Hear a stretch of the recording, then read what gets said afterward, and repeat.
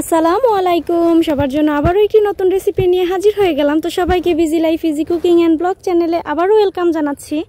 তো আজকে শেয়ার করছি আপনাদের সাথে খুবই ইন্টারেস্টিং একটা রেসিপি, সেটা হচ্ছে তরমুজের খোসার ভর্তা। তো এত দাম দিয়ে তরমুজ কিনে খাবো, সেই তরমুজের খোসা আবার ফেলে দেবো নাকি? তো সেই তরমুজের খোসা দিয়ে যদি এত সুন্দর রেসিপি তৈরি করা যায় তাহলে কেনই বা ফেলে দেব? তো সেই জন্য আপনাদের সাথে শেয়ার করছি আজকে খুবই ইন্টারেস্টিং তরমুজের খোসার বাটা ভর্তা। তো এর জন্য আমি তরমুজের খোসাগুলো সুন্দর করে পরিষ্কার করে কেটে ধুয়ে তারপরে আমি অল্প করে পানি দিয়ে এটাকে সিদ্ধ করে নেব। তো এটাতে কিন্তু এমনিতেও পানি উঠে আসে, কারণ তরমুজ কিন্তু পানি জাতীয় একটি ফল। তো এরপরে তরমুজের খোসাগুলো আমি একটি ঝাঁঝরিতে নিয়ে নিয়েছি। তো এটাকে আমি ঝরিয়ে নেব ভালো মতো পানিটা। তো এরপরে পানি ঝরানোর পরে আমি এখানে একটা কড়াই বসিয়ে দিয়েছি। কড়াইতে দিয়ে দিয়েছি শুকনা মরিচ। শুকনা মরিচগুলোকে আমি সুন্দর করে ভেজে নেব।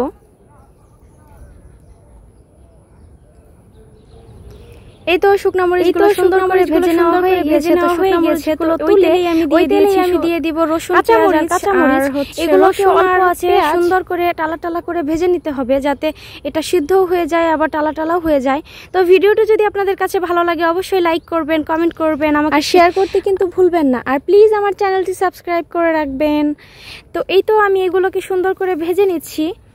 আপনারা কিন্তু অবশ্যই বাসায় ট্রাই করবেন, এটা কিন্তু খেতে সুস্বাদু, অনেক বেশি টেস্টি ছিল, যে কি বলবো, যে না খাবে সে আসলে বুঝতে পারবে না। আর বিশেষ করে যারা ভর্তা পছন্দ করে তাদের কাছে কিন্তু খুবই ভালো লাগবে। তো এই তো আমি সুন্দর করে এটাকে বাদামি করে ভেজে নিচ্ছি।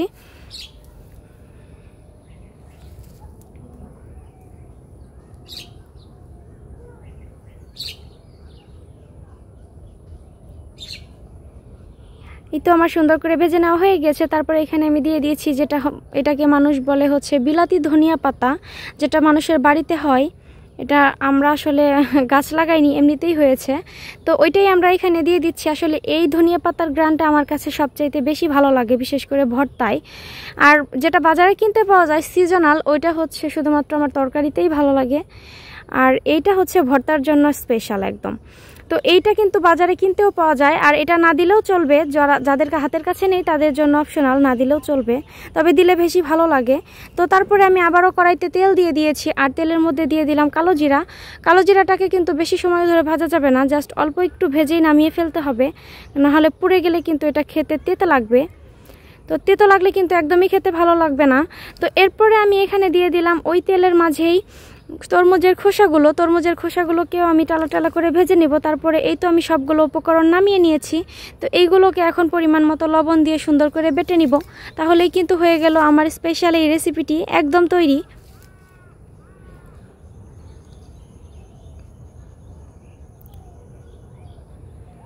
এই তো মা পাটা নিয়ে নিয়েছে, শিলপাটার মধ্যে দিয়ে দিয়েছে শুকনা মরিচ, কালো জিরা আর লবণ। এটা আগে বেটে নিচ্ছে, কারণ এটা একটু মিহি করে নিতে হবে। তো এরপরে এখানে দিয়ে দিয়েছে রসুন, কাঁচামরিচ আর পেঁয়াজ। এটাকেও ভালো মতো বেটে নিয়েছে। এটা ভালো মতো বেটে নেওয়ার পরে এখানে দিয়ে দিবে হচ্ছে সেই তরমুজের খোসাগুলো। তারপরেই তো তরমুজের খোসাগুলোকেও মিহি করে বেটে নিয়েছে।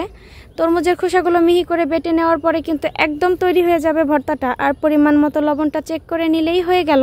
তো এটা গরম গরম ভাতের সাথে খেতে কিন্তু দারুণ লাগছিল।